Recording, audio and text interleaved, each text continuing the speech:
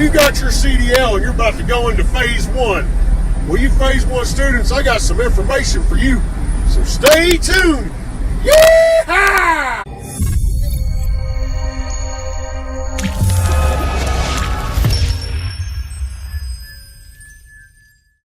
Thanks, Wild Bill, for that tremendous intro. Anyway, these are going to be tips for anybody who got their CDL with CR England going into phase one with a trainer and whatnot. Tip number one is going to be the truck you're getting on with your trainer is not your truck. It's his truck. So therefore, he's going to get to make the rules and kind of set the standards for your time there. If he tells you to do something on the truck, try to do it. You know what I'm saying? Try to obey the rule, as long as it's not crazy. Like, obviously, if he's telling you to sleep on the top bunk, that's a no-go. I mean, you can do it if you want to. It's super illegal, though. But try to pick up after yourself. Don't be stuffing trash into cubby holes and shit like that. Just try and be respectful of the space. You're only on there for 2-3 weeks max. He lives there. That's his house. He's there more than he's at home. Just try and remember that when you're on his truck. Pro tip number 2. Being in phase one in training is going to be the easiest that truck driving ever gets. Trucking will never be easier than when you have your trainer there backing you up and making sure everything gets done. So take advantage of it.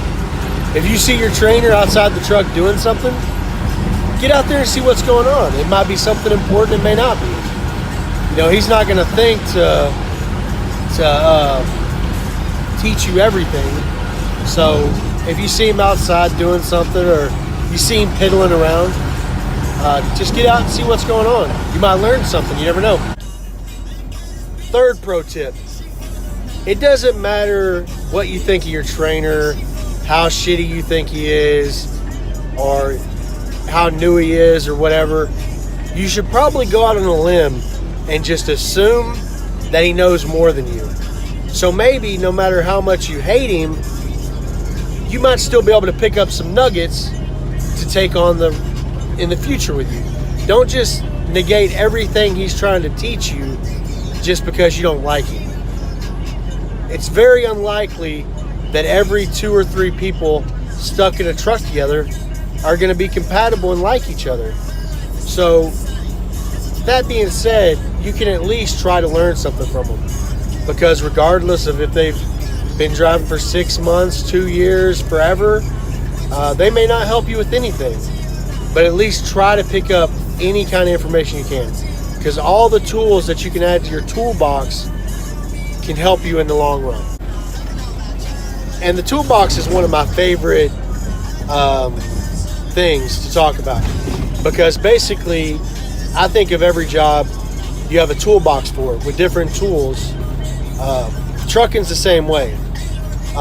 One person may teach you how to use hammer and nails.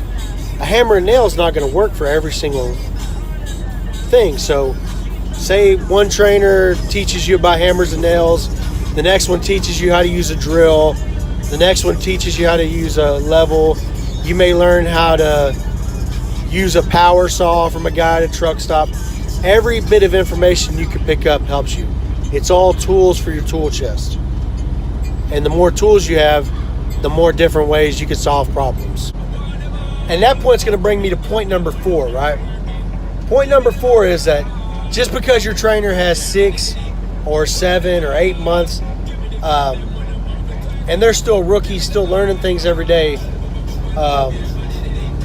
doesn't mean he doesn't know shit, right? He's still been driving for CR England for 7 months. And that being said, he may know more about CR England than your trainers at the school do. So don't negate everything he says just because he's new. Chances are, if he's been there 6 months, he's been running for CR England for 6 months. that's 6 months of experience at doing things C.R. England's way. So there may be a more experienced trainer out there who doesn't know as much about C.R. England. So take that into respect also. All right, number 5. And I guess I'll go ahead and give a shout out for Trucker Will, because he turned this into an entire video. You can find him at Trucker Will on YouTube. Anyway, this one is don't be picky, right? Basically, once you pass your CDL test and you're sitting at the hotel waiting, don't be picky about your trainer, right?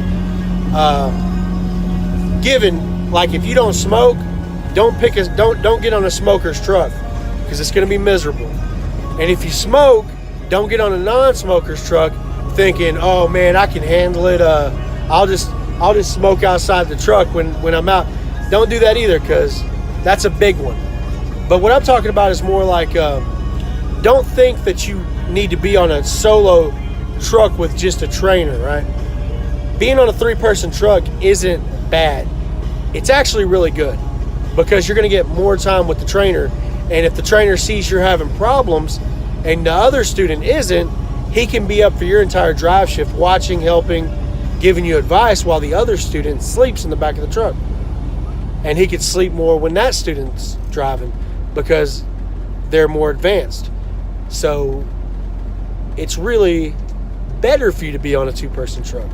That's my advice for you. The 1-person truck, you're going to end up driving while your trainer's sleeping, because he's going to have to drive the second shift while you're sleeping to make the loads on time. With 2 people on the truck, that's 2 people to finish the loads. So if your trainer doesn't have to drive, he can have more focus and attention on you as a student, helping you get down the road. Tip number 6. If you're having any issues, you need to relay those to your trainer. He can't help you with something if he doesn't know it's an issue. So if you don't have any money and you're starving to death, he's not going to necessarily know or care unless you tell him. Another one would be if you have any kind of medication that you need to take or if you have any kind of medical requirements, you need to relay those to your trainer so he can make special allowances for that. Because he doesn't know it if you don't tell him. He can probably help you with most things, because he's been out here for a while. He knows a few things. He can help you with stuff. We make decent money as trainers. We could probably afford to get you some damn roller dogs on the regular if you need them, especially if you're driving hard and making us money. I know I don't mind paying for my students to get some food every once in a while. And if any of them tell you any different, they're fucking liars. And I'm a good dude. All right, guys, last tip I'm going to leave you guys with. Keep your head down. Get phase 1 over with. You have to finish phase 1 to get to phase 2. In phase 2, you can start making real money. Phase 1, you're only making $10 an hour, so you want to get it done as soon as possible. If at all costs, finish your training. I know your trainer may be terrible and he may be the worst, but push through it and get done with phase 1. If you can. I mean, if your trainer's trying to touch you in your no-no place, or he yells at you all the time and makes you feel like a piece of crap, then you could probably get off of there. But if it's just minor inconveniences, like maybe he smells bad, or like he doesn't stop at the places you like or stuff like that, then try to push through it. Because the sooner you're done with phase 1, and it's only 150 hours of drive time, the sooner you can push through that, the easier it'll get. Anyway, guys, that's going to about do it for today. Like I said, I got some of these tips from other YouTubers. I just compiled them into my own list so that maybe you can find them and use them. One of the guys I got some tips from was Trucker Will. He is an amazing trainer. Check out his channel. Another guy I got it from was Nip34. He made a similar video. It was a long time ago.